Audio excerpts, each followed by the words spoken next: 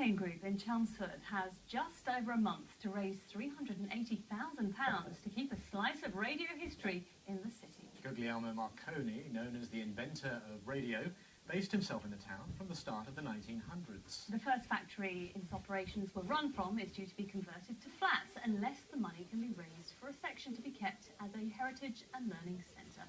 Hannah Pettiford reports. All over Chelmsford are signs of the city's Marconi heritage.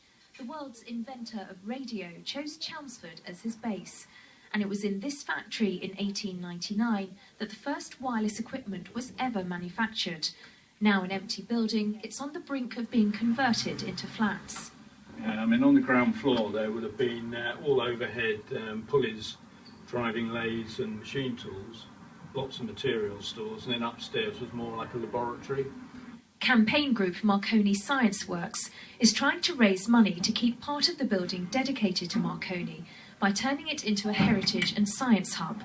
I think it is of international importance. Lots of people have done experimental work in laboratories, but the idea of actually producing a product that could be sold to many people started here. The equipment that Marconi built for finding out whether you could actually send a wireless message across the Atlantic was built here. The wireless set that was on board the Titanic was made in this factory. The ship's captain used it to make contact with shore. So, as a direct result of the equipment made here, 700 people were rescued. Guglielmo Marconi is credited with being the inventor of radio, being the first to transmit signals over about 1.5 miles in 1895.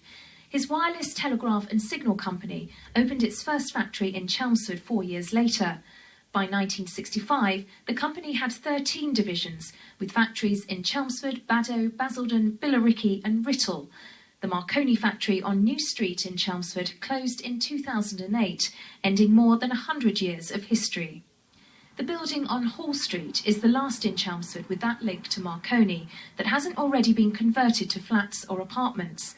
The developer has given the group until the end of July to raise £380,000 to realise their plans. Here in Old Molsham we'll have a cafe where people can interact. You'll have exhibitions actually explaining the engineering heritage and the technology heritage. But most importantly, we'll be running STEM clubs, and that's science, technology, engineering and mathematics clubs for young children, anything from sort of 5 upwards. The idea being that we'll be able to inspire children, but also parents, in the future of technology. Marconi was only 24 years old when he bought the factory. By keeping part of its history in place, says the campaign group, future generations of young scientists will follow. Hannah Pettiford, itvNEWS, Chelmsford.